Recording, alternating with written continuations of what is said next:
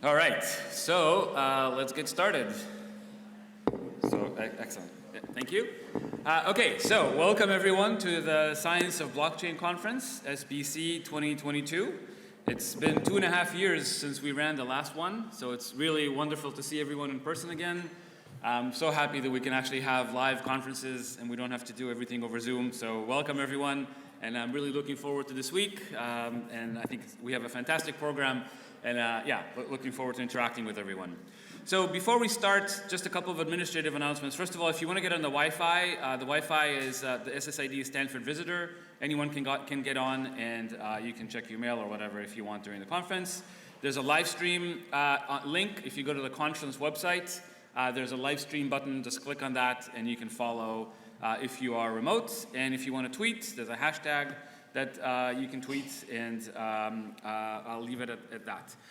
One thing that I wanted to say about the name. So the name of this conference is the Science of Blockchain Conference, SBC.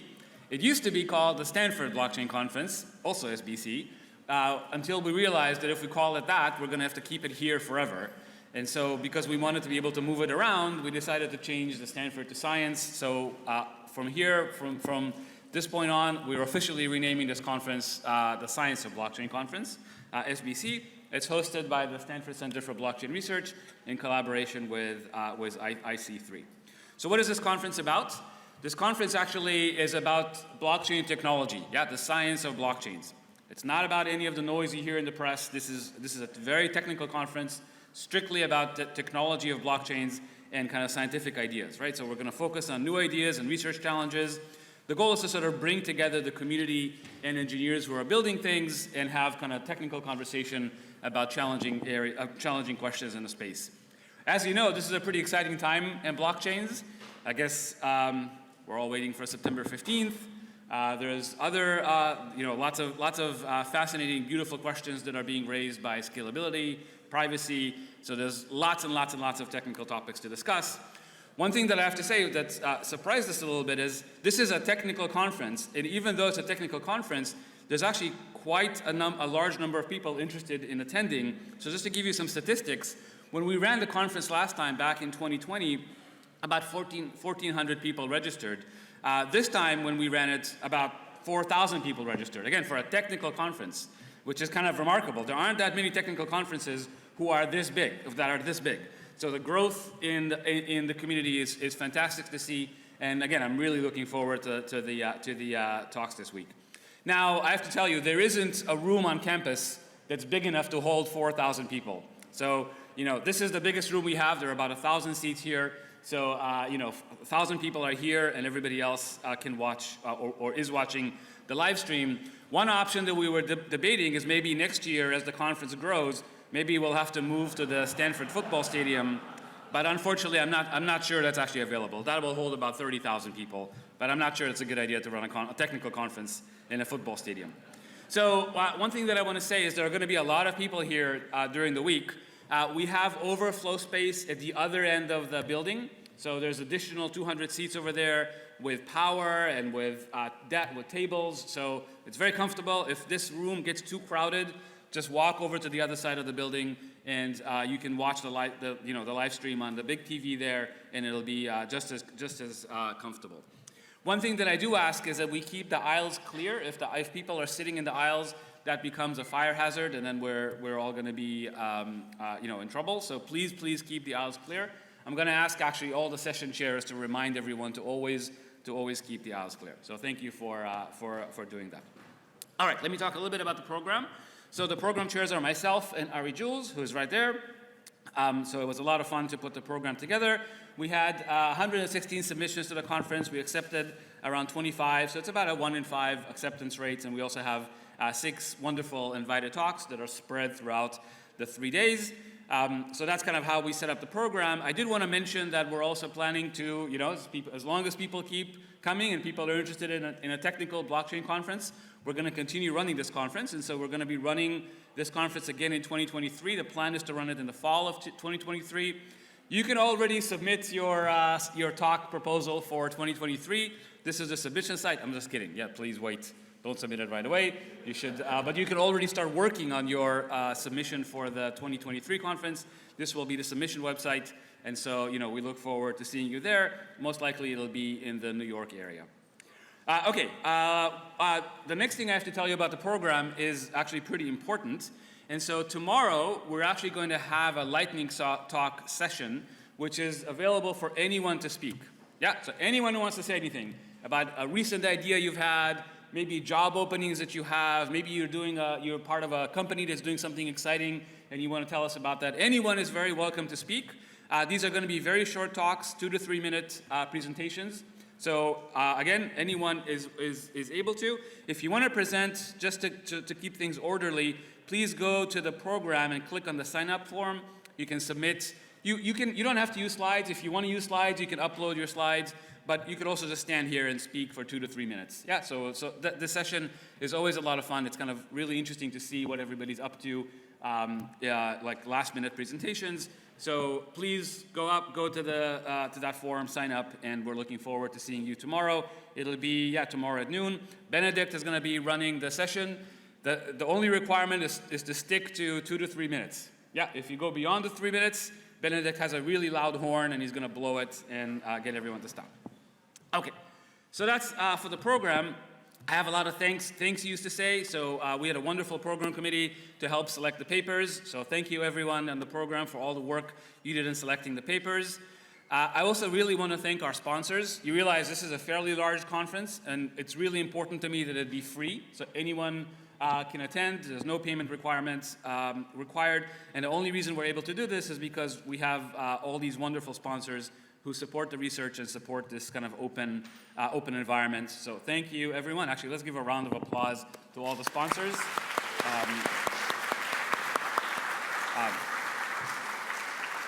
In that, honestly, we wouldn't be able to run this conference without your help. So thank you for that. And finally, I want to thank a lot of people. It takes a lot of people. It takes a village to run a conference like this. So I want to thank Ruth Harris and all the volunteers, especially Zero X Kaido, who are outside. If you see them outside, please stop and say thank you for helping to organize the conference. I also want to thank Joachim and Nusret, who helped with dealing with all the registration emails. I couldn't have done this without you. So thank you so much for all your work. Okay, so let's see. So just in terms of what to see on campus, since we are holding this on this beautiful, beautiful campus, there's a lot to see here, so I figured I'll just be a good host and kind of point a few things that you might want to take a look at while you're out here. Everything is within like a 10 to 15 minute walk. Things are fairly close by. So we are here at the Arriaga Alumni Center. It's kind of on the, I'll just say the right side of campus.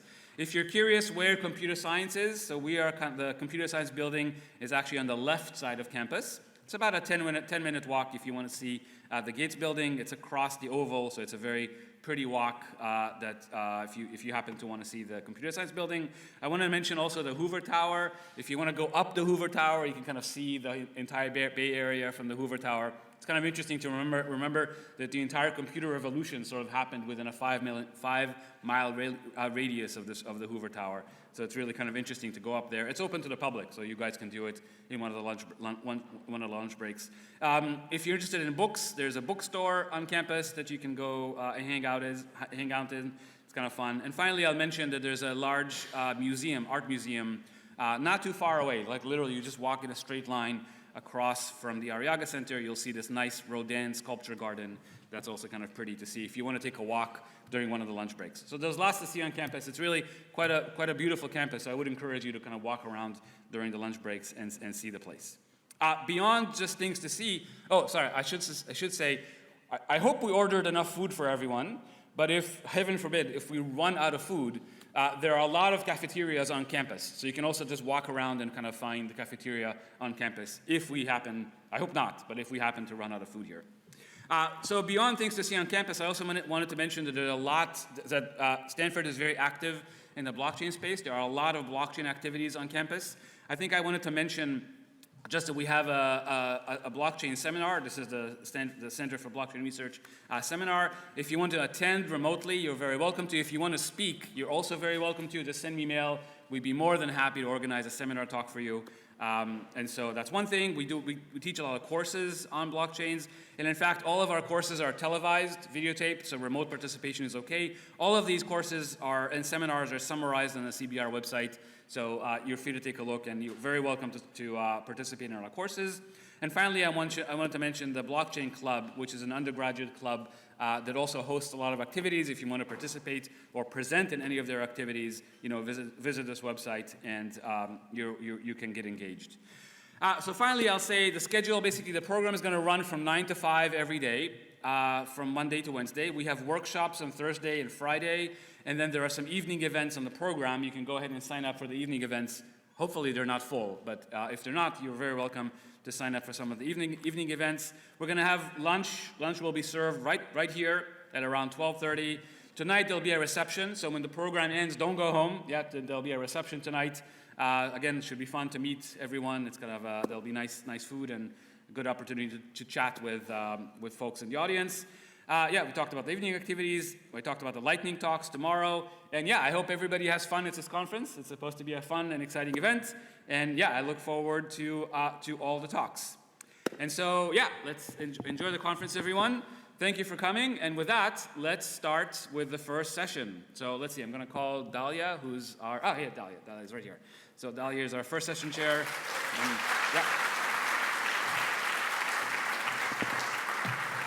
take it away. The floor is yours. Thank you. You have a microphone right there. Yes. Oh, okay. Awesome. Will the first speaker present themselves? And welcome everybody to the first session of this conference. My job is to be the police person or the timekeeper.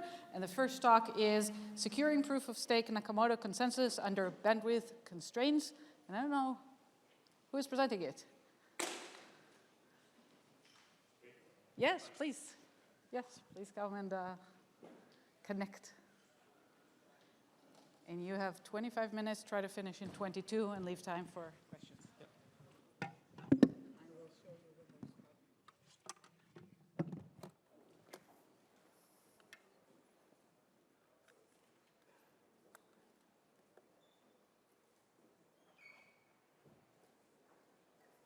Okay. Hello? Can you hear me? Okay. So let's get started. So the talk today is titled Longest Chain Consensus Under Bandwidth Constraint. I'm Srivatsan, and this is joint work with my collaborators Joachim and Lei, and our advisors, Professors David and Mohammed. After the talk, I do encourage you to look at our full paper on archive. And this work is also forthcoming in the ACM Advances in Financial Technologies conference later this year. Okay, so the problem that I'm talking about today is part of this broader theme, which is that blockchains have been proven secure in oversimplified and often unrealistic network models. And one such example of a network model is this bounded delay model, which we often see in the sense that the network delay to pass on a message from one point to another is bounded.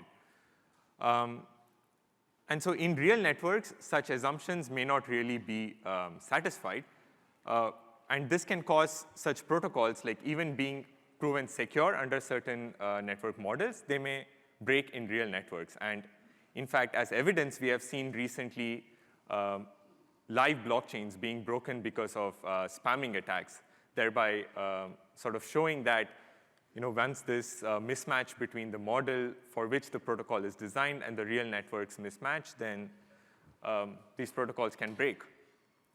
And so the goal of this research is to design blockchains that are provably secure in more realistic networks. And here, really, the emphasis is on provably secure as against several heuristics that are commonly used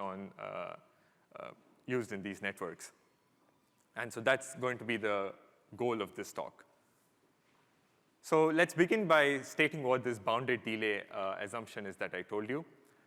So the assumption states that the network delay to pass any message between any two honest nodes, it is controlled by an adversary, but there is a known upper bound on this delay, which we call as delta.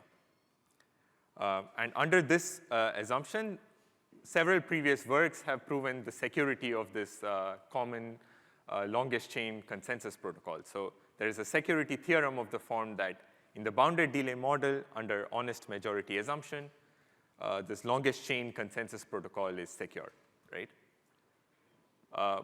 But here is the problem that this delta, or the upper bound on the delay, is thought to be independent of network load in this model, in this assumption. So what does this mean? In real networks, there is limited bandwidth, right? And so if you have limited bandwidth in the network, and if you have a lot of increased network load, then it is not going to be possible to download all your messages in the network within a small bounded delay, right? You would require infinite bandwidth for that.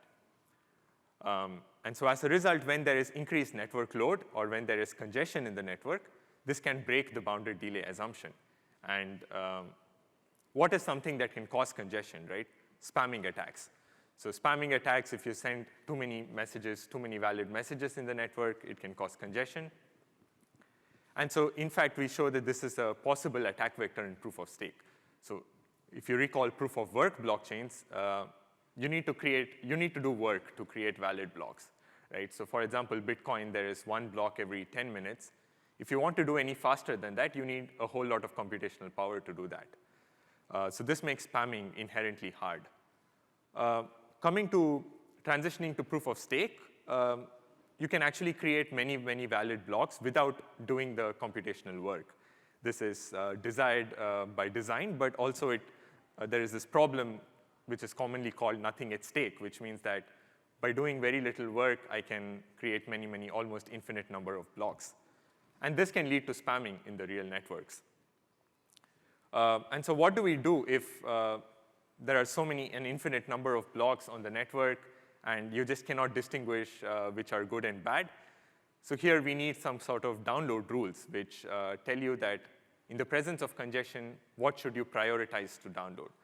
So what is exactly a download rule? So recall that usually blockchain implementations will have a block being divided into a small header and the bulk of the content. So the header contains a few bytes of like metadata, and the content contains the bulk of transactions in the block.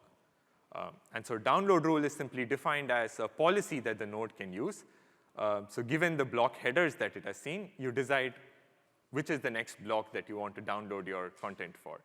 And thereby, you avoid spending your limited bandwidth on downloading content of useless blocks. And so given that we are talking about longest chain consensus today, a natural download rule might be that you want to download the longest chain. You want to download the content for the longest chain first. And what we will do today is actually, if you use this download rule exactly in this longest chain consensus protocol, then it is insecure. We will show a spamming-based attack that breaks the security of this protocol. Instead, we will today propose a very simple rule, which we call download towards the freshest block. And freshest here simply means the block produced in the most recent time slot. This and a few other rules which we can actually prove to be secure even in the presence of these spamming attacks. Yeah, with that, I begin the technical aspects of the talk and a recap of the proof of stake longest chain protocol, right? So here we have time being divided into time slots of specific known duration. And in each time slot, the nodes attempt to produce blocks and extend the blockchain. So there will be some time slots with no blocks. There may be some time slots where blocks are produced, and so on. So how does this block production process work? So in every time slot, the nodes try to produce a block. And for that purpose, they evaluate something called a VRF, or a verifiable random function. So this takes as input the secret key of this node and the current time slot number, and produces a random output. So this node now checks whether this random output is less than a predetermined threshold. And if yes, we call it a block production opportunity. And in that case, this block is sent out to the network. Everybody verifies this random output being less than the threshold, and they can now accept the block as valid, and so on. Right. So now it may happen that occasionally there are forks in the blockchain when multiple people get to produce a block in the same time slot. This can get resolved sometime in the future when there is a single block and it chooses one of these two forks to go ahead with. And here is where this longest chain policy of the protocol comes important, because when there are multiple forks, the rule says that you will propose blocks that extend the longest chain out of these forks. Right? So hopefully this is familiar to most people here. And among these guys, you have some adversarial nodes, right? And we want to secure the blockchain in the presence of these guys. So what is something that these adversarial guys can do? So we saw this VRF being evaluated to produce blocks. The problem is that an adversarial node, once it produces one valid VRF, it can actually produce many, many blocks in proof of stake. And the reason for this is that the transactions or the content of the block is not an input in the VRF that they evaluate. This is for good reason in proof of stake. But the problem caused by this is that I can create many, many different blocks with different transactions, and they are all equally valid. And so this can cause, so earlier works have shown that this proof of stake protocol is still secure even with this problem. It is still secure, assuming a bounded delay model. But you know what we observe is you can run a simple experiment. We ran this experiment using the nodes with Cardano's network implementation. And then what we see is you send one block per time slot versus you send 6 of these so-called equivocation blocks per time slot. And as we would expect, if you send 6 blocks instead of 1, it's going to take more time to download each and every one of these blocks. And so this is sort of confirming the fact that spamming using these equivocation blocks can cause congestion and therefore break our bounded delay assumption on which the security was based, right? And just a side point, this was not a problem in proof of work. The reason being the transactions of the block is actually part of the hash that you evaluate for proof of work. So if you want to make a new block, you have to make a new proof of work. Right, so how do we solve this problem? First of all, let's talk about a network model that is more realistic and captures the effects of these congestion due to spamming attacks. So here's what we call the bandwidth constraint model. So here's the simple description of the model, right? So the block proposer first propagates the block header to the rest of the network. And each of the other nodes runs what is called this download rule. So they look at the block headers that they have, and using that, they decide what is the next block for which they want to download the content. Once they do that, they request the content from the rest of the network, and they're able to download block content subject to a bandwidth constraint. So let's say they can download a C number of blocks per second, right? So the important part of this model that I want to highlight is the download rule capability. So what download rule should we use? So as I remarked, maybe the obvious choice first for the longest chain protocol is to use this longest header chain download rule. The rule simply states that out of all the headers that I have, I pick the longest chain and download the content for that, right? So now I will show you the attack that is possible under this if you follow this exact download rule. So as an example, let's say at this current point of time, this is the longest chain that a node has downloaded. In time slot 6 and 7, there is an opportunity for the adversary to produce 2 blocks, which it keeps withheld for now. It keeps them private. Later in time slot 9, there is an honest block produced, and at this point of time, the adversary releases their blocks, right? So what happens? What is the longest header chain here? The chain that the adversary has released. And so because of this download rule, people go and download this, this chain of adversarial blocks. Now, the problem with these blocks is that the adversary can put in invalid transactions into this block. And so as a result, if you even download the content of this block, you find out that they have invalid transactions, and then you have to throw away the block, thereby making no progress. And as I showed you, the problem is that the adversary can make many, many such blocks because the blocks are not tied to the VRF. And so each one of these blocks is actually the longest header chain. They all have the same length. They all have invalid content. So what happens is if you're following this rule, you end up downloading these spamming blocks, which are not helping you make progress in downloading a valid chain. And as a result, even in the future when there are honest blocks being produced, they end up at the same height because you have not downloaded, your longest downloaded chain has not progressed at all. And this allows, in turn, the adversary to keep continuing this attack because it retains the status of the longest header chain.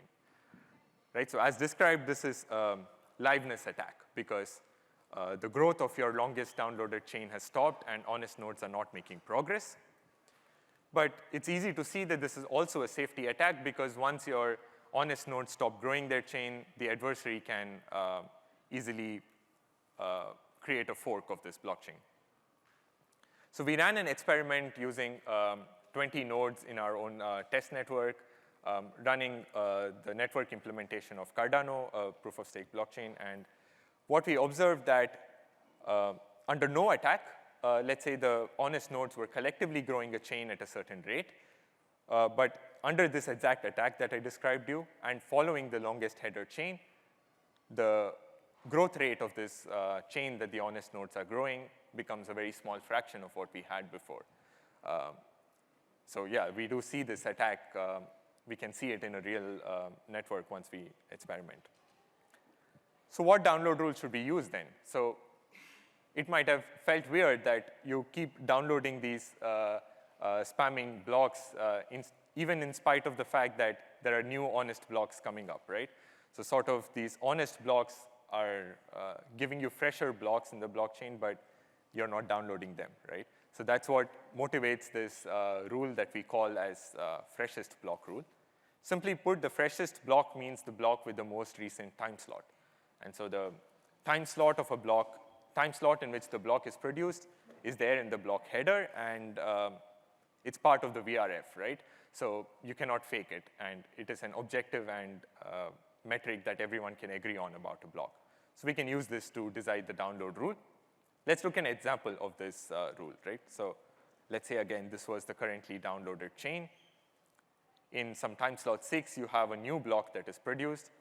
And at this point of time, this is the freshest block, right? Because it's the most recent time slot. And so what you do is you start downloading the prefix of this block, because you have to download the prefix blocks before you can validate the new block. And then eventually you go through the chain, and you will end up downloading whatever is this freshest block. Next time, it may happen that the adversary gets to produce blocks, and in that time slot, that is the freshest block. Now, the adversary can consume your bandwidth using equivocations, using invalid blocks, and so on. But that is OK, because this is temporary. The next time there is an honest node that produces a block, everyone again switches to that, because that's the freshest block, right? So hopefully this makes, this example illustrates the rule. And so the same experiment that I showed earlier, we replaced the longest header chain rule with the new freshest block rule. And yeah, now we have the honest nodes growing the chain back at the same rate that we wanted before. So here is the security theorem that we prove in our work, that in a bandwidth-constrained model, the model that I described you earlier, and under this honest majority assumption, the proof-of-stake longest chain protocol, if you augment it with a suitable download rule, for example, this freshest block download rule, then you can secure this protocol. And the formal theorem and precise parameters are available in our full paper. So in the remaining time, I will walk you through a brief outline of the security proof. So for this proof, we define something called unique time slots. These are basically time slots where there is only one honest proposer making a block. And the nice property about this freshest block download rule that I told you is that whenever there is a unique honest block, for example, in this time slot number 6 here, there is only one single honest block, then this block is the freshest block within this time slot, right? So all the other nodes in the network focus on downloading the content for this block. And if the prefix of this block is short enough, then you can succeed in downloading this block within one time slot. Why would the prefix be short enough? Because under honest majority, the adversary cannot make forks of the blockchain which are too long. So you have most likely downloaded much of the prefix already. And so essentially what we're doing here is I have showed you that some of these unique honest blocks are downloaded in one time slot. So essentially we have proved some kind of a bounded delay, or I've showed you that these blocks are downloaded in a bounded delay even without a priori assuming such an assumption. And so with that, we do the security proof in 2 steps. First step being that with the freshest block download rule, I get this nice property that unique honest blocks are downloaded in one time slot. And then the next step being that within this bandwidth constraint model, if I plug in any download rule which satisfies this nice property, then you can secure proof of stake longest chain. And so the idea, so the advantage of doing the proof in this manner is that we are able to analyze different download rules and basically show that any download rule that is good enough and satisfies this property can actually secure your longest chain protocol. And because of that, we actually are able to formalize some of these heuristics that we observed very commonly being used in different networks. We can formalize and analyze them. So you might have noticed a question coming in your mind when you saw the examples that if there are these equivocating blocks, you can see that in the block header, right? You can see 2 block headers. They have been produced by the same proposer for the same time slot. So just simply don't download them, right? So that is a commonly proposed heuristic that is implemented. One step further is that if you ever observe one of these proposers releasing an equivocation, then you simply reject all future blocks produced by this proposer. So the problem with these heuristics is that they often miss consistent definitions, and it really takes some care to make sure that you design it so that it works in every case, right? And more importantly, these download rules are really missing a formal analysis of security. And so we try to bridge this gap also in this work by formalizing these 2 heuristics as download rules that we call as equivocation avoidance and block listing. And we provide a security analysis for this using our framework. So yeah, our full paper has pseudocodes and security analysis for both these download rules. Yeah, so the takeaway from this talk is that there is a mismatch of bounded delay model versus proof of stake in versus spamming in proof of stake networks. And real networks have bandwidth constraints, so this necessitates the use of a secure download rule. And in this spirit, a natural rule for longest chain protocol, which we think the download longest header chain, this was shown to be insecure, whereas there are other provably secure download rules, and we provide such a analysis framework wherein you can prove these download rules secure in a bandwidth-constrained network. So that's the takeaway from the talk. And if you look at our full paper, then we have the formal security theorems, the pseudocodes for these heuristics that we formalized. We have many more experiments that we ran, and we also have this parallel chains construction, which is inspired from previous work, and which is able to increase the worst case throughput. Throughput even under spamming attacks, we can achieve a constant fraction of the bandwidth limit as throughput. So yeah, with that, I conclude the talk, and our work is also forthcoming in the AFT conference this year.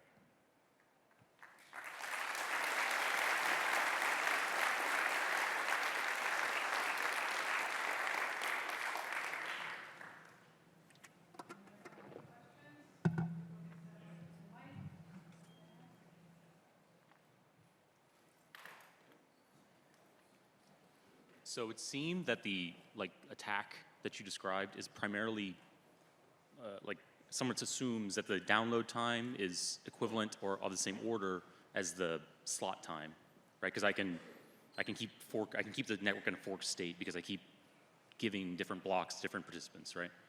But if you reduce the amount, if you make the amount of data they have to download really, really small, so that the download time is really small compared to the block time, does that mitigate the ability for the attacker to maintain the network in a forked state? Yeah, so essentially the amount of work that you have to download is too large to fit within the time slot. So, well, you could make the block smaller, but the attack that I showed you actually enables the adversary to create almost an infinite number of such invalid blocks. So, like, right, but why do I have to do an entire block? Why can't I just do like the header, right? Or reduce the amount of information and then have nodes say, if you already have a header at this slot, then ignore other headers unless it's part of a chain that's longer, and then you need to verify that it's longer. Exactly. So these kind of rules are what I guess we are formalizing in this work, in the sense that, yes, you need a download rule like this, right? Like when you see these other chains that are longer and not have and have the same have a block from the same production opportunity, then you have to ignore these. Exactly. So you're hinting at a download rule, and that's exactly. In fact, that's one of these heuristics that we formalize as the equivocation avoidance, is doing exactly that, in the sense of you only pick one of these equivocation blocks and then download the longest chain that ends in that. So, Thank you. Yeah. Yeah, one question. When you throw away the bounded network delay model, Can you speak a bit louder? Sorry. yeah, when you throw away the bounded network delay model, you cannot assume all the replicas synchronized on time slot anymore, right? So in that case, how do you decide which one is the real freshest block? And also, I mean, like if you just decide to throw away that's like future blocks, I mean, like if no the replicas not synchronized on time slot, you can have like future time slots, but other replicas believe they are working on the future time slots. So all these will be like completely messed up, right? So formally, one detail in the proof of stake protocol is that, the nodes are synchronized in what time slot it is, with like probably a small drift, but pretty much they're synchronized on the same time slot. And I believe there are several works that have tried to achieve this in practice, that the nodes are synchronized on the same time slot. But yes, that's a good observation, that you need to be synchronized on what the current time slot is, so that you can produce blocks in that particular time slot, and so that you can find out what is the freshest block, for example. okay.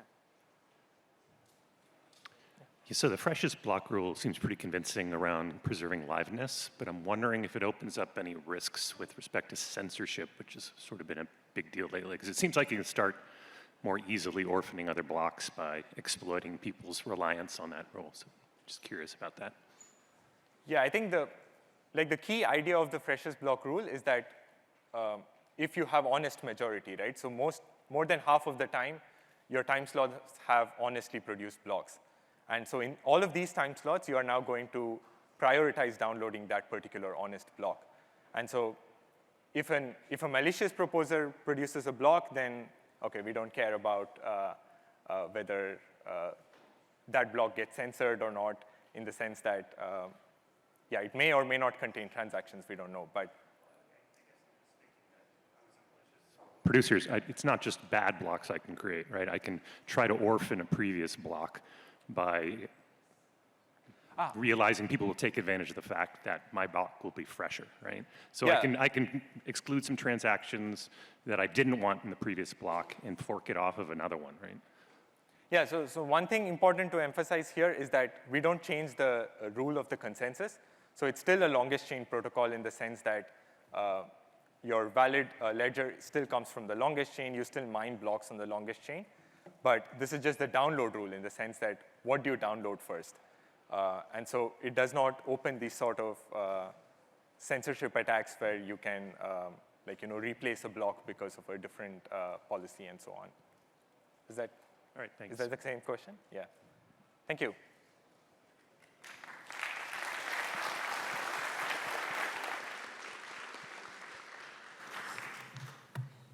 Awesome. Thank you very much. And our next speaker will continue in the topic of actual attacks and threats on blockchains. And this will be Pei Ao from UIUC, talking about BFT forensics. Please take it away.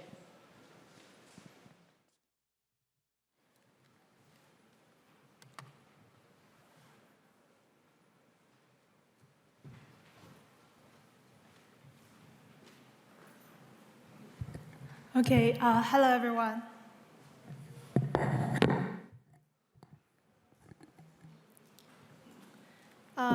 Hello everyone, my name is Pei Yao, and today I'm going to talk about our paper, BFT Protocol Forensics. This is a joint work with Garay, Kotick, share, and promote. Sorry.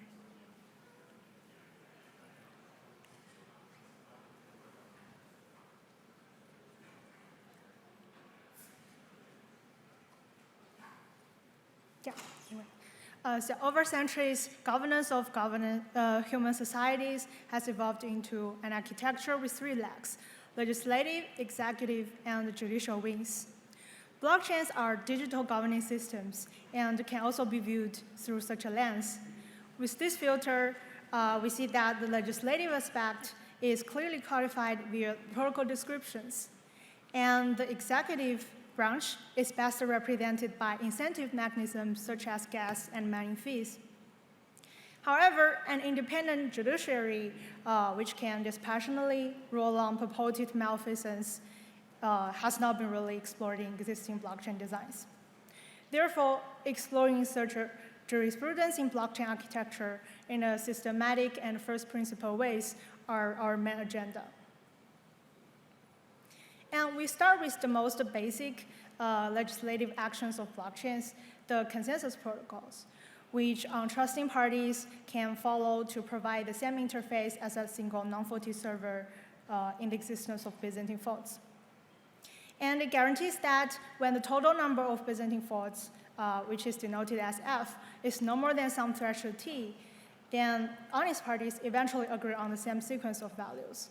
These are also referred to as the safety and liveness properties. Now the question is, what happens when F exceeds T? Since T is simply a design assumption, but when we deploy the protocol in practice, the worst, a nuclear holocaust may happen. Indeed, when F exceeds T, those two desired properties, the liveness and safeness, can be violated. And the natural question is, can we identify these malicious actors after they have successfully mounted a security breach? So specifically, we're looking for the notion of forensic support, which is the capability of a protocol to provide irrefutable evidence of these bad behaviors. And this would fill the role of judicial system to collect evidence, interpret them in the context of underlying laws, and make the decision. Such jurisprudence can be broken down into two questions. First, how many bad actors can we detect? Can we always find some, or can we find as many as possible? And the second question is, if we can always identify these bad actors, how can we collect the evidence to accuse them? And can we get it in the most distributed way? Keeping these two questions in mind, we formally define and characterize the forensic support property using three parameters, where M is the maximum number of Byzantine faults under which we can provide forensic support. And K is the number of different honest nodes whose transcripts are needed to construct the proof of culpability. Then D is the number of Byzantine nodes that we can detect. Then with the idea of forensics, one may have a very intuitive idea on an obvious attack, double voting, where a malicious replica sends two conflicting messages. And since signature is unforgeable, then these two conflicting signatures can provide us the evidence. However, most BFT protocols are not just as simple as voting. They usually contain multiple rounds of voting and several stages coupled together. As a consequence, attacks can also be conducted across multiple rounds, and the attacker's hands can be hidden behind any stage. In addition, the expected behaviors vary from protocol to protocol. So attacks are also protocol dependent. These are all the subtleties that make forensics much harder to analyze and also are key questions we're going to discuss today. So in today's talk, I will show that different protocols have different degrees of forensic support. For example, Hotstuff can detect a large amount of Byzantine parties with the help of only one honest node, while Algorand, as another extreme, cannot hold anyone culpable, even with the help of all honest parties. And we will also explore what affects the forensic capability and show how to bring forensic support to practice. So the first protocol we are going to discuss is Hotstuff, which is a partially synchronous protocol and can tolerate 1/3 Byzantine faults. And it is designed based on PBFT and achieve linear communication complexity, also optimal responsiveness. And it has been adapted and deployed in DM blockchain, and thus provides us a very good platform to connect to the practice. Then briefly, the Hotstuff protocol proceeds in a sequence of views. In each view, after the leader proposes a value, there are 3 rounds of voting. At the end of each round, 2T+1 votes will be collected to form a quorum certificate, and they have different names in different phases, such as prepare QC, pre-commit QC, and commit QC. And if the protocol goes well and all the rounds finish, then nodes will commit a value at the end of this view. Otherwise, they have to enter the next view on timeout, and the protocol proceeds. So the safety of Hotstuff is guaranteed by 2 propositions. The first, only 1 QC can be formed in each round of voting. This is because QC contains 2T+1 votes.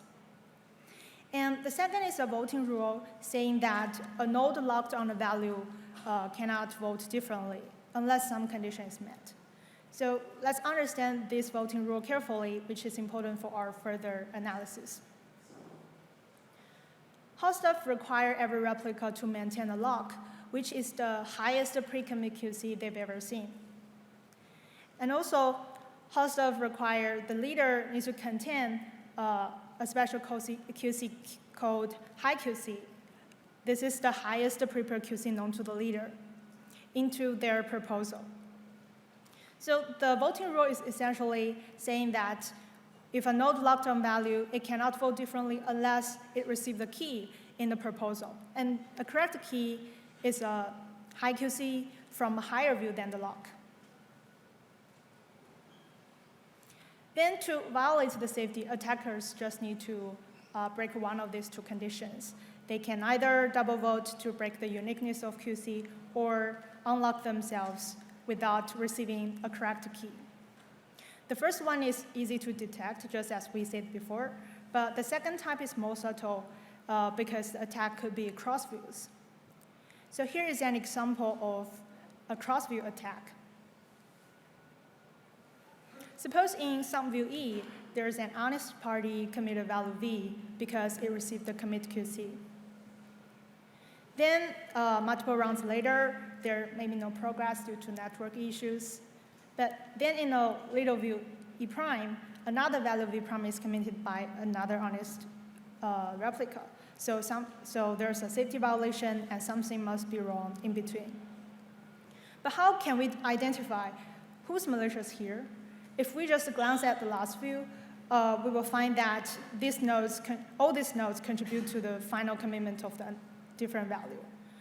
And there are 3 QCs formed in the last view, and each contains a different subset of nodes. So if we are not careful enough, we may end up blaming honest nodes. So we need to carefully check the voting rules and remember the definition of locks and the keys. Then in view E, we see that the formation of this commit QC means the node A, B, and C, they should have a lock for the value V. And they cannot vote for a different value unless they receive a key in the proposal. So we should pay attention to the proposal here. Then the discussion can be split into 2 possible cases. In the first, if we observe that the high QC in the proposal does not come from a higher view, then BNC who votes for this proposal must be malicious because this is not a correct key and they violate the voting rules. Otherwise, in the second case, what we need to do is to look back and find such a view satisfies the first condition. And in the second case, we claim that such a view, denoted as E star here, must exist. And it must be the first view greater than E where the prepared QC for a different value was formed. Then since the high QC is the highest prepared QC known to the leader, and the view number of high QC in this proposal cannot be higher than E. So it goes back to our first case, and now we can claim that BNC voting, who are voted here, are malicious. Now we can summarize the forensic support property Hausdorff can provide with the parameters we defined before. Firstly, by intersecting the set of nodes who have log of the value V and the set of nodes who vote for an incorrect key, we can identify T+1 culprits. Then how can we obtain such evidence? There's a very important technique. Remember that the key step to find these bad actors is to determine whether the key is correct. So if we can include this view number of high QC into the prepared QC, that is, add the information into the vote1 message, because prepared QC is a set of vote1 message, then the prepared QC message itself can serve as the evidence. Thus, we can get a very good result that k is equal to 1, which means only one honest node is enough to construct the proof. Now let's put it in this figure. We say Hausdorff has strong forensic support. As we can see, T+1 Byzantine nodes are enough to mount an attack. So T+1 is the best we can get. And it requires only one honest transcript to obtain the evidence. And in our paper, we also explore other protocols and find that PBFT and VABA also have strong forensic support. Then to better take advantage of this good result, we built a forensic software module on top of the DM code base, since DMBFT is based on Hausdorff. And the module we implemented only consists of two components, a database used to store the quorum certificates received by the validators, and an independent detector run by clients to analyze the forensic information. It is very lightweight and fully compatible with any version of the protocol because it will not influence the protocol execution. Then this is a demo dashboard presenting all information collected by the forensic module and also the analysis results. So generally speaking, any protocol with good forensic support in practice can be equipped with such a forensic module. But not all protocols have such a log to have strong forensic support. For example, Grant BA, as our second case study, is the opposite. It cannot provide any forensic support. And briefly introduce, the Grant BA works under the synchronous network assumption and also tolerate 1/3 of the Byzantine faults. But most notably, Grant has an important property called the player replaceability. That is, different steps of the protocol can be executed by different set of players. And these players can be selected by some verifiable random functions. And this property makes the protocol tolerate adaptive adversary as well as ensures subquadratic communication complexity. The Grant BA protocol contains 3 steps. Each step defines a different termination rule and a value update rule. So in one step, every node will first broadcast their values. And if the number of either 0 or 1 is greater than a threshold 2t, the nodes will update their local value to that value. And meanwhile, if they will also terminate if some corresponding step is met. So if they're in step 1 on receiving enough zeros, or in step 2 on receiving enough ones. Otherwise, if none of these votes exist to t, they will update local value based on the current step number. And especially in step 3, this number is updated according to a common random coin. And the safety of L-grant BA is guaranteed by the fact that once a party commits a value, all honest parties will have the same local value. Then there won't be enough votes on the other value, and the honest parties will never change their minds. But however, on the other hand, when nef is greater than t, all these guarantees no longer exist. So safety can be violated. And in which case, we can construct an attack which contains two indistinguishable words where different groups of nodes are honest, but their transcripts are the same. So let's suppose there are 3 groups of nodes, P, Q, and R, all with the initial value 0. And in word 1, we assume the group nodes are malicious, and in word 2, we assume Q is malicious. Then in step 1, we see honest group in P, in both words, commit the value 0 because they receive the values from all the other replicas. But the malicious group R do not send any message to the group Q in word 1. Meanwhile, in word 2, the malicious group Q ignores the message from R. So these 2 words still looks like the same. Then in step 2, the group nodes Q in both words change their local value to 1, but the reasons are different. In word 1, Q is honest, so it follows the protocol to change their value. But in word 2, Q is malicious, so they can change the value as they like, even if they receive enough values of 0. Then we can see in the next step 2, all the remaining nodes are able to commit to 1. So in this attack, the safety violation happens because 2 different honest nodes commit 2 different values. But the malicious group in each word will simulate what honest group does in the other word. So no one can be actually blamed with irrefutable evidence. This means L-grant has no forensic support. And these results also make us start to think about the relationship between the forensics and other security properties. One of our recent work explores the problem by making hot stuff also player replaceable.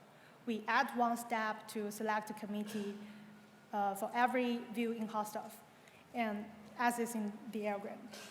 And we find that this protocol also loses forensic support. And these 2 negative results for player replaceable protocols bring up a burning question to us. What essentially impairs forensic support? Does player replaceability mean no forensic support? Because if the answer is yes, the forensic support comes with a very high price, and this is not what we'd love to see. But in our recent work, we constructed such a protocol with strong forensic support, as well as the player replaceability. So the key idea is the invention of a basic protocol primitive called transition certificate.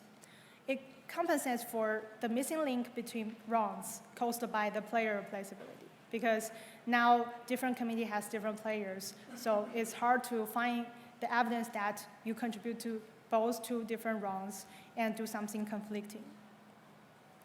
And the transition certificates we add appear to be a basic building block for BFT protocols that do not affect existing security properties or communication complexity, but plays a key role in guaranteeing a good forensic support property. Then at the end, I'd like to summarize the talk. So the main goal of our work is to set the basis of a forensic system that addresses the missing part of the blockchain governing architecture. And we start by analyzing protocol-level forensics through some case studies. And we also have some follow-up work. We construct the protocols to achieve the best of security and the forensic support. We also have some ongoing project related to applying the forensic designs to CBDC initiatives.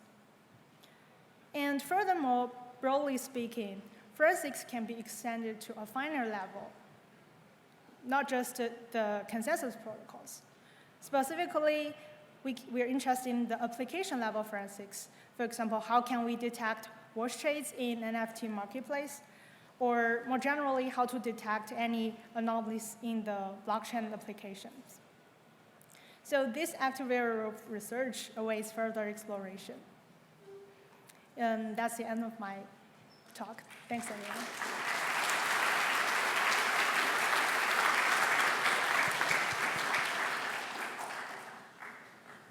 Thank you, Peo. And again, line up on the mics if you want to ask a question, please. Hi, I'm just a bit confused about the model. I'm assuming that everybody's participating in the forensic stage as well.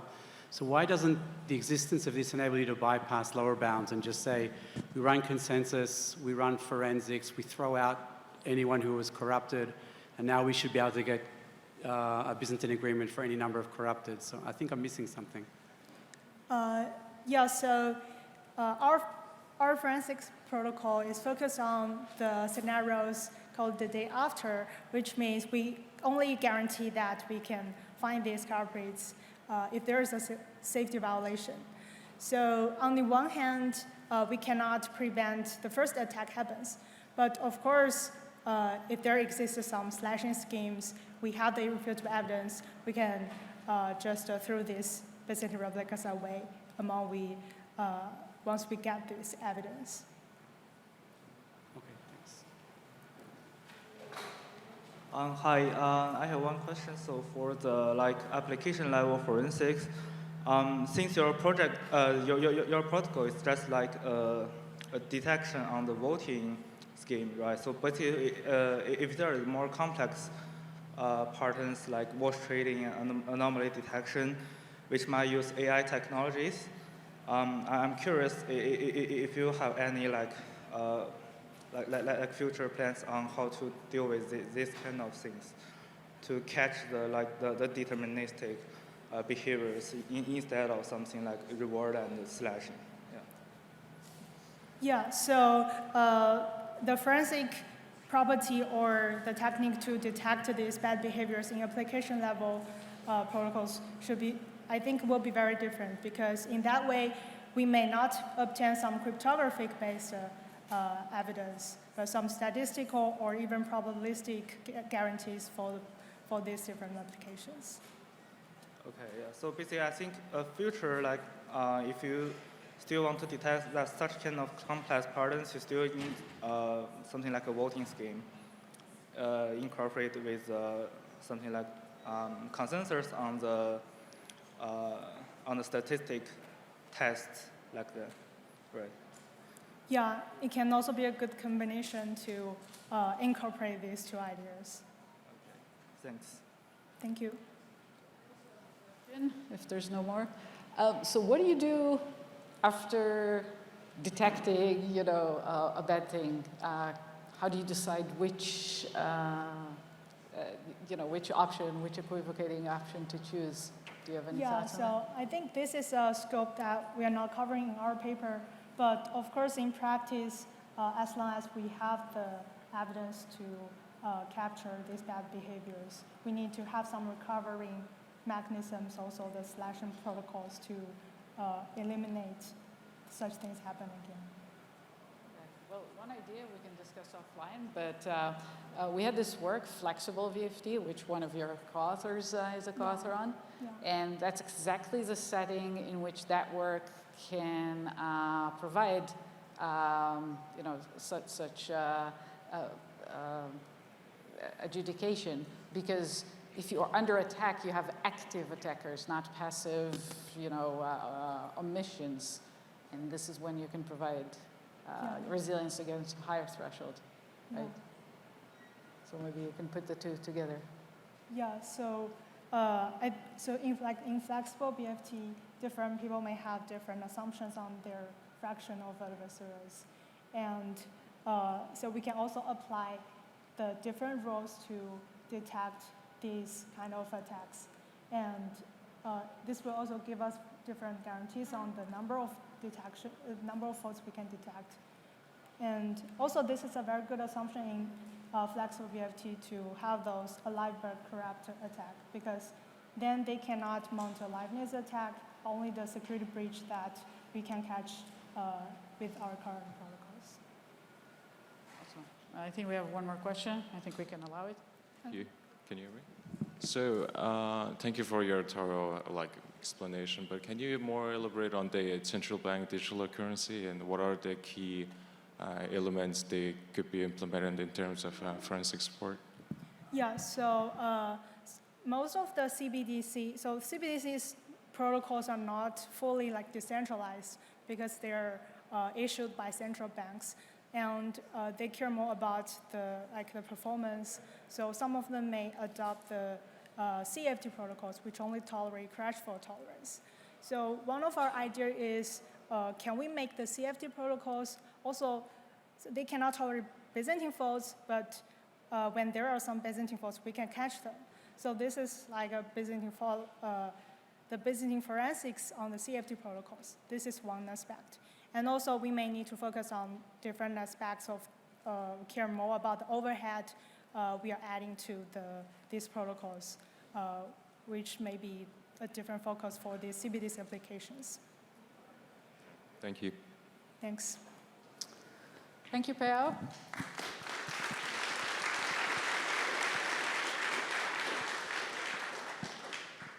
And our next talk is Themis, fast, strong order furnace in Byzantine consensus, again addressing real attacks beyond ordering. And Mahimna will present it.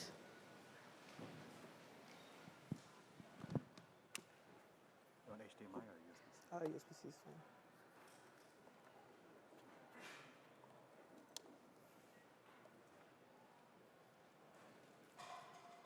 It'll be right. Any videos or sound? It's going to be right here.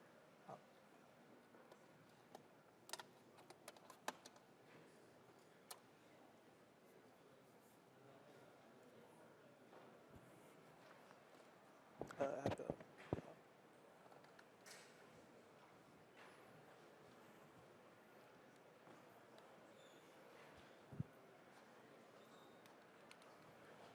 Okay, sounds good. I'm Mahimna Kelkar. I'm a PhD student at Cornell Tech.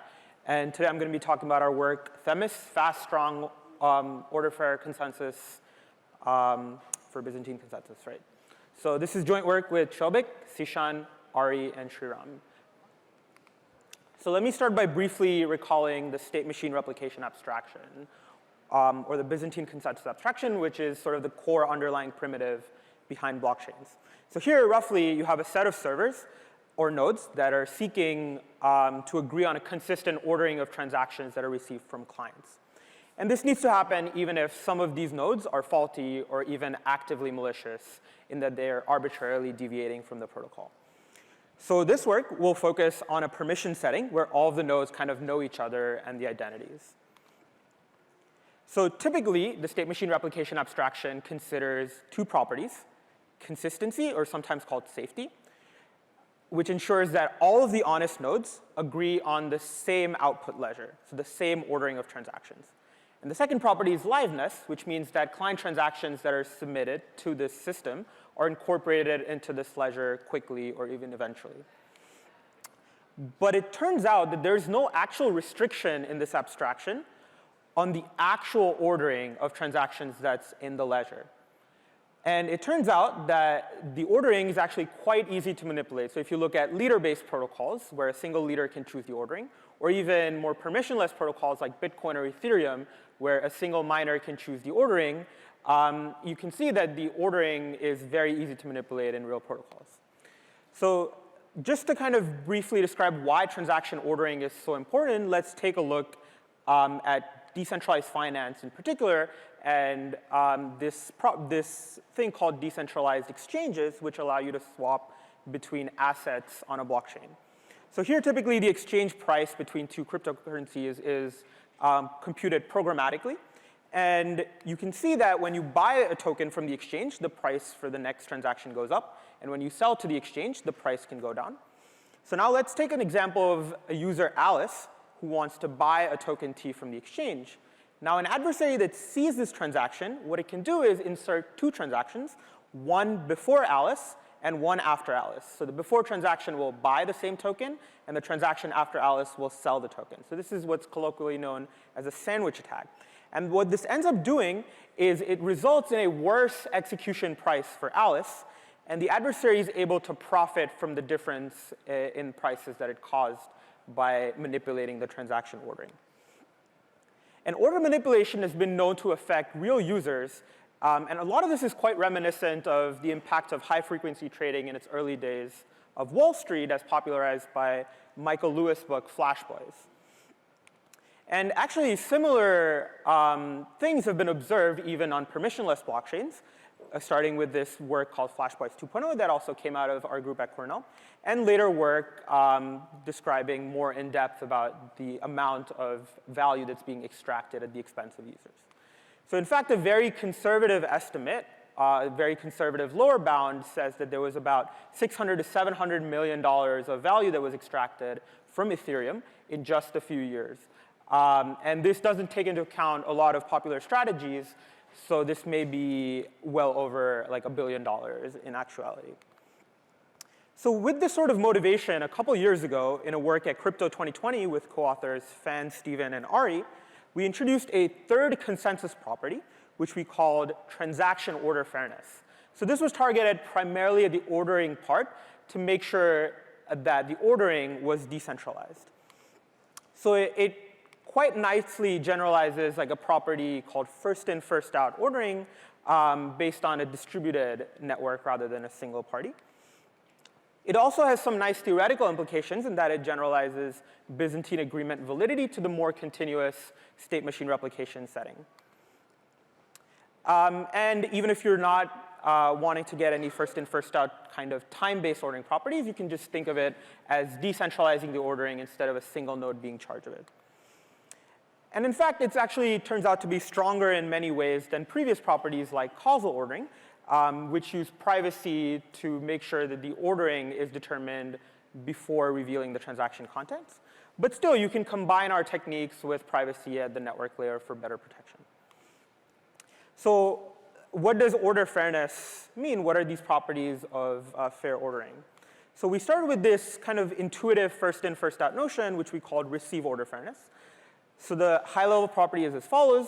For a fairness parameter gamma, which is between half and 1, you can think of receive order fairness as if gamma times n nodes receive some transaction m1 before m2, so a large fraction of nodes receive m1 before m2. Then all of the honest nodes will deliver m1 before m2.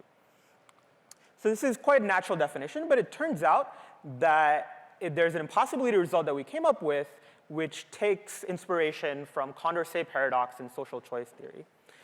So the Condorcet paradox says that the global ordering can be non-transitive even when your individual orderings are transitive. So here's a very simple example with 3 nodes, where the 3 nodes have received transactions in this order, and you can kind of see that if you look at the transactions x and y, then two nodes have received x before y, 2 nodes have received y before z, and 2 nodes have received z before x.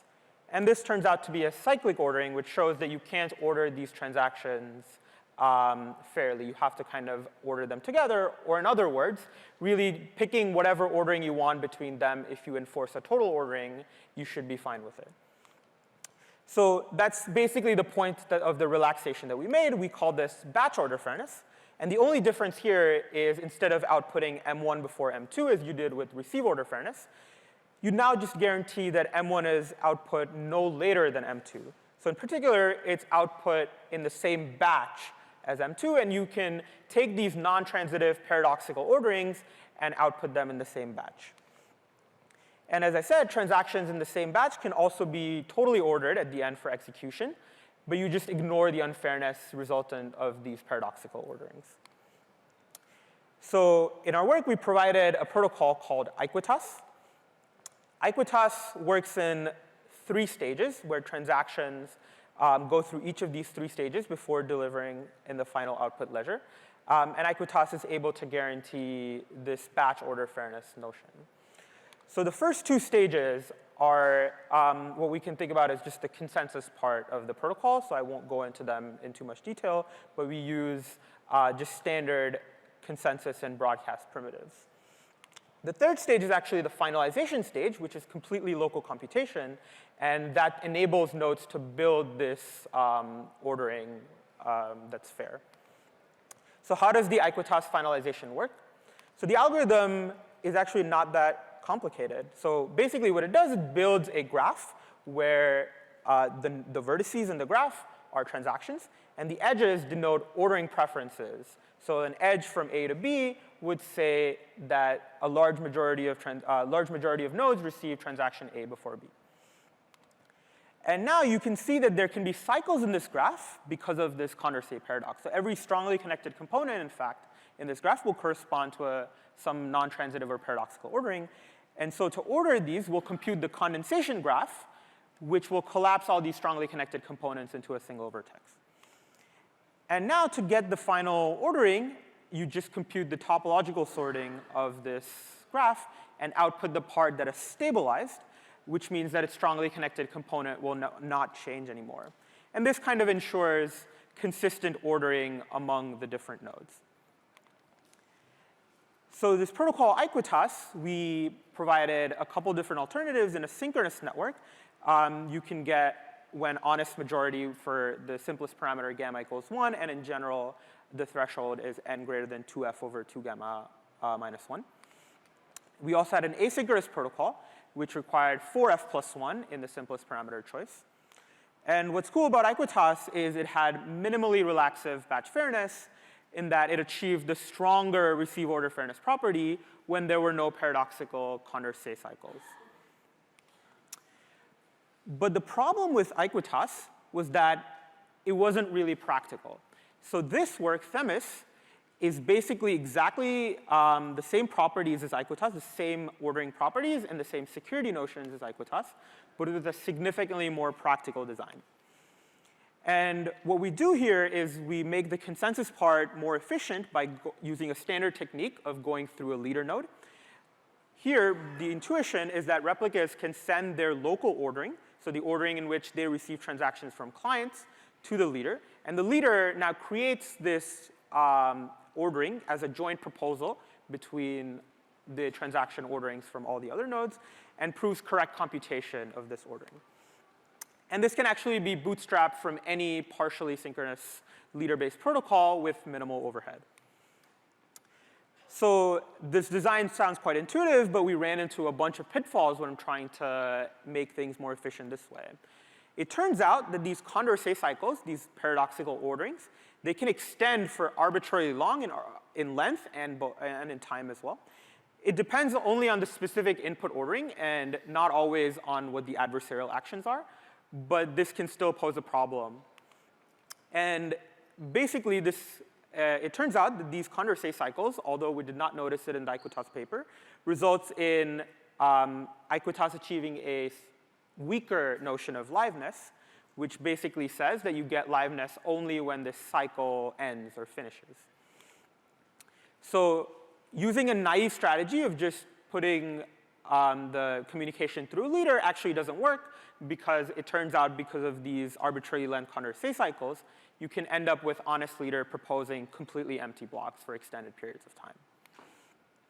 So for that, in Themis, we introduced 2 techniques to get around this. We call these batch unspooling and deferred ordering.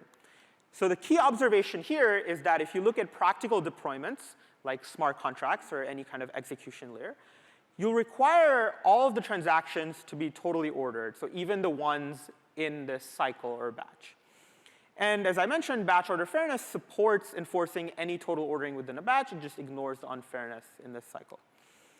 So what our technique of batch unspooling is able to do is able to output a batch step by step instead of all at once, while still guaranteeing that transactions in a batch are output contiguously, so in sequence.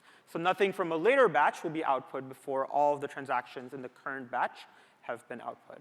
And kind of incorporating this into the design of the protocol itself will help us get back standard liveness. And basically, we have another technique called deferred ordering, which allows the unspooling of these batches across multiple leaders. So one of the leaders can continue the batch from a previous leader. So you don't need the batch to finish in one leader, and you can kind of continue it in the next leader.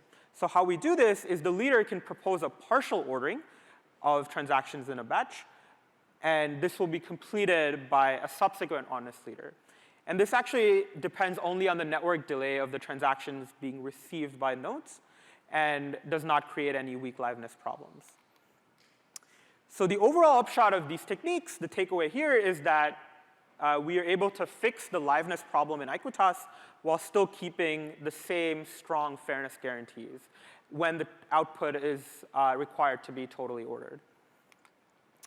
So let me go a little bit into depth about how we construct these orderings in Themis and how a leader can continue the ordering of a previous leader. So in Themis, the leader classifies transactions into 3 types. The first are solid transactions, and these are the ones that are received in n-2f of local orderings. So solid transactions can be completely ordered in the current proposal. The second category of transactions is blank transactions, and these are received in, at most, f local orderings. So we don't know if an honest node has received such a transaction yet. And you can exclude these transactions from the current block. The third category of transaction is a little more indeterminate. So we call these shaded transactions, and you'll really only include shaded transactions in the proposal if there's a path to a solid transaction, and otherwise you can ignore them. So let's take a concrete example of how this works out. You build this graph between transactions. You have a few solid transactions, shaded, and blank transactions. And now the top 4 transactions here will include in the proposal. The 2 transactions that are solid will include because they're solid, and the shaded transactions will include because there's a path in the graph from those shaded transactions to some solid transaction. The last 3 transactions we don't include because they include blank transactions as well as shaded transactions that don't have a path to a solid one. And after this has been proposed by the leader, a subsequent leader can add this missing edge between the 2 shaded transactions when those shaded transactions sort of become solid in the sense that they're received by more nodes in their local orderings. And again, this kind of happens only depending on the network delay. Now, sort of to retrieve the final total ordering after these graph proposals have been constructed, you can think of the replicas adding these missing edges between shaded transactions to make a proposal fully specified at the end, where fully specified here means that there's an edge between each pair of transactions. And again, similar to Equitas, what you can do is you can compute the condensation graph and again output the topological sorting of this graph. Another kind of clean technique that we introduced in Themis that wasn't done in the previous work is we can order transactions even within a strongly connected component in a nice way using Hamiltonian paths. And this kind of allows us to cleanly connect the boundaries of different strongly connected components so that you can get fairness even across these SCCs. It's very easy to integrate these leader proposal algorithms with an actual consensus protocol. So we choose hot stuff for concreteness, but we can integrate it with any leader-based consensus protocol. So the idea here is the replicas will first send their local ordering to the leader, who constructs a proposal which will satisfy order fairness and prove its correctness. So the total communication cost here for the protocol is n squared. But it can be theoretically improved to optimistically linear using snarks. And this is kind of asymptotically optimal for protocols like hot stuff, which don't have any notion of fair ordering. And sort of the nice thing here is that everything else, all the consensus parts of the protocol, can be taken just from the underlying layer. So everything like preventing equivocation of the leader or choosing the leader for different slots and rotating them, all of that can be taken from the underlying protocol. We implemented Themis on top of hot stuff for a large number of nodes and compared performance both in the single data center setting and a geodistributed setting. And basically, our observations were when you have many transactions per block in a single data center setting, you can notice some difference between the performance of hot stuff and Themis. But if you actually look at a geodistributed setting, then the performance difference sort of vanishes. And the idea here is that we require sort of a beta square computation effort, where beta is the number of transactions in a block, but it doesn't become the bottleneck in geodistributed settings that already have a reasonable latency. So the communication becomes the barrier rather than the computation. In our paper, we also introduced the first formal study of what we call suite of fairness experiments to understand and quantify how much fairness you can get from different protocols and designs. So we compared 3 different settings. So the first thing we compared was sort of an ideal network setting where we try to understand the strength of a given definition in the best case scenario. And we look at the effect of the network and how geodistributed nodes can affect the fairness guarantees. The second thing we looked at was network layer transaction insertions and front running, so more adversarial behavior now. So basically, we looked at a real network and tried to understand susceptibility to front running attacks. And the third thing we looked at was adversarial reordering attacks. So in particular, how robust is the final transaction ordering guaranteed by the protocol to adversarial nodes? So I'll talk a little bit more about the second and third one in the next few slides. So in our front-running analysis, we have a formal result that shows that an adversary cannot front-run in sort of a natural network model where triangle inequality holds for the entire network. So by triangle inequality, I mean that a communication from A to C takes lesser time than communicating from A to B and then B to C for all locations A, B, and C. For our order fairness properties, it turns out that node A being able to front-run transactions from node B implies that there are many breaks in triangle inequality, which we found not to exist in real-world settings. So we did an experimental analysis in a geodistributed network with 100 random nodes sampled from a set of 250. And we found that the front-running susceptibility for the parameter of gamma equals 1 was just 2.6%. And for the optimal parameter choice of gamma, it was just 0.16%. And we can compare this with over 90% for other definitions based on median timestamping rather than our notion of order fairness. The other thing we looked at was robustness against reordering attacks. And the question we want to ask here is, to what extent can the adversary affect the final ordering? And we measure how different the final ordering is compared to the honest execution. So here, we kind of have a conservative estimate because we say that the adversary wins even if it's able to force a Condorcet cycle when it shouldn't have been there. So basically, this gives us a strong guarantee on what reordering resilience would be.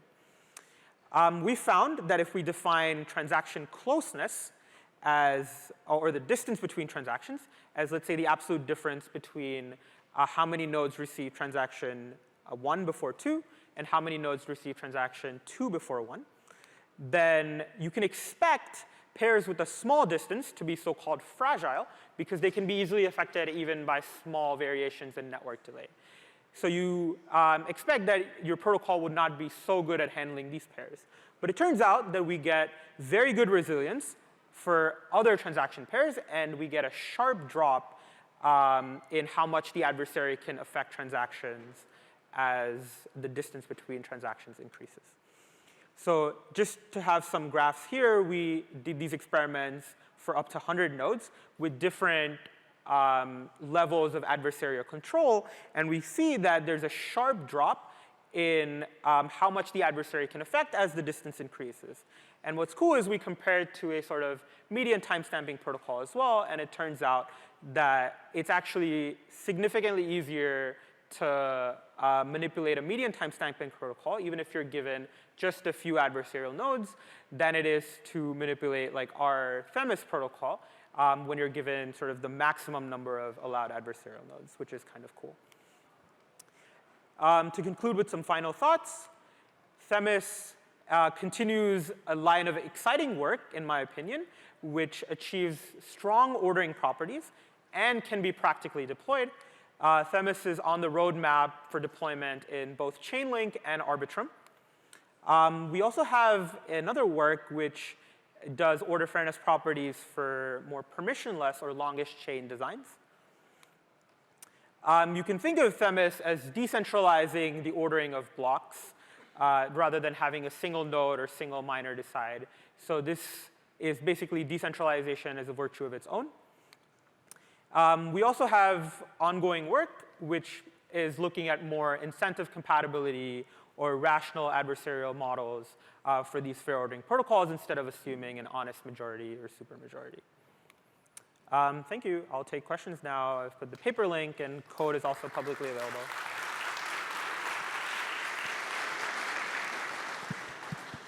Thank you very much, Mahima. Questions?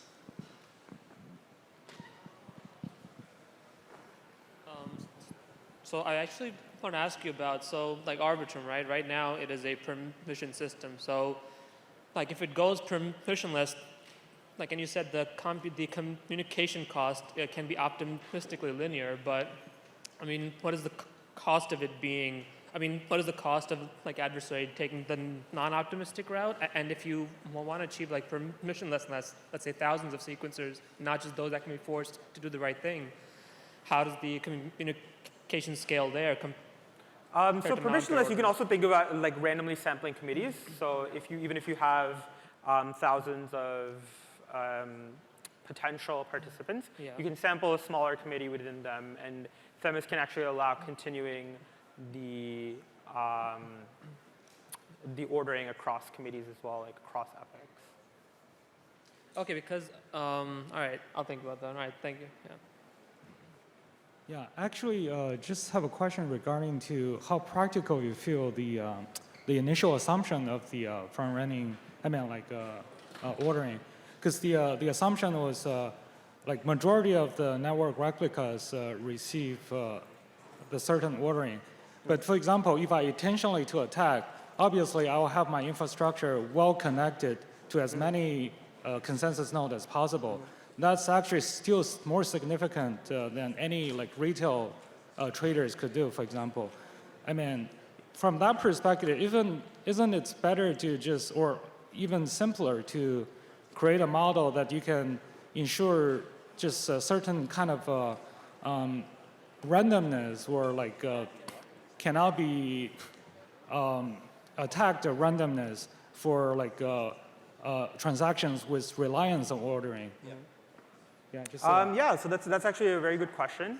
Basically, the idea is, you know, if you choose a random ordering, you typically think about like random ordering across the whole block, which provides incentives of like spam as well, because you can have a transaction that's sent like 5 seconds later still be sequenced before in the random ordering.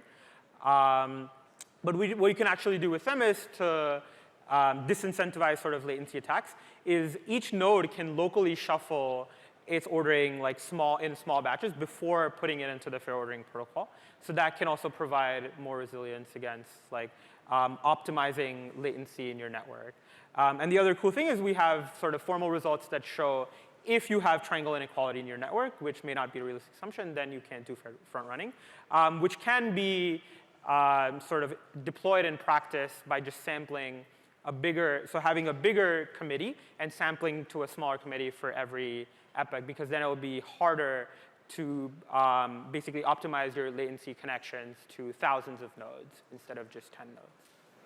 So in the first example that you showed, the adversary can still bribe using some kind of transaction fees, and the nodes can stick to take the bribe and order them in a particular order according to the adversary, and communicate that to the leader. Yeah, absolutely. So the current protocol designs that we have work in more the traditional consensus setting of assuming like an honest majority of nodes. But you're absolutely right that you can think about just like a single entity bribing all of the validator nodes to try to enforce a particular ordering. And this actually is a nice segue into what our ongoing work is, which is trying to design more rational adversarial models or more incentive-compatible designs that can still achieve these sort of ordering properties.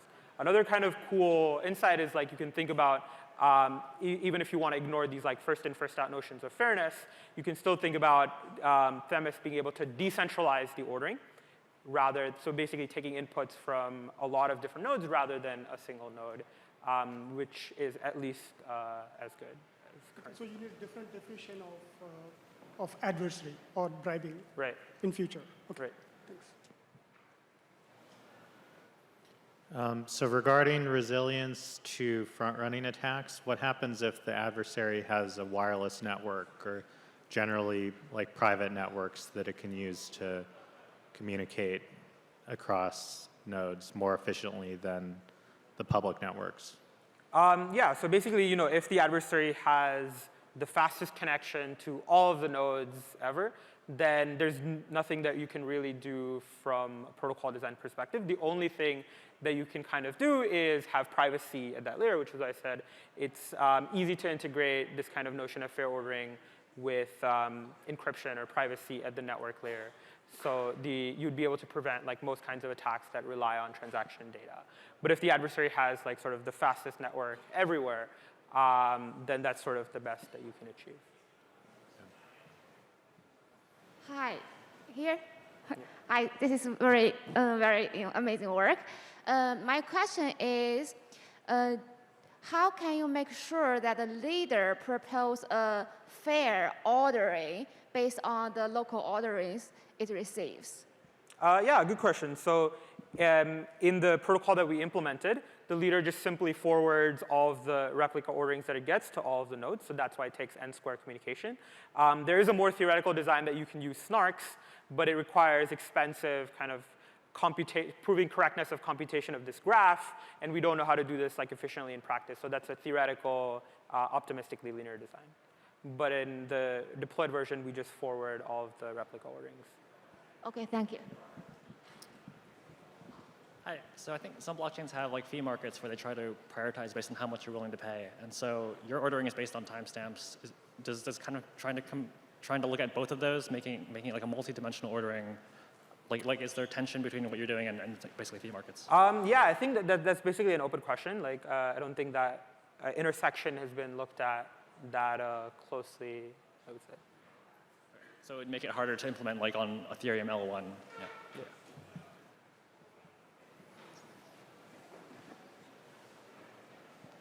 All right, if there are no more questions, let's thank Mahima.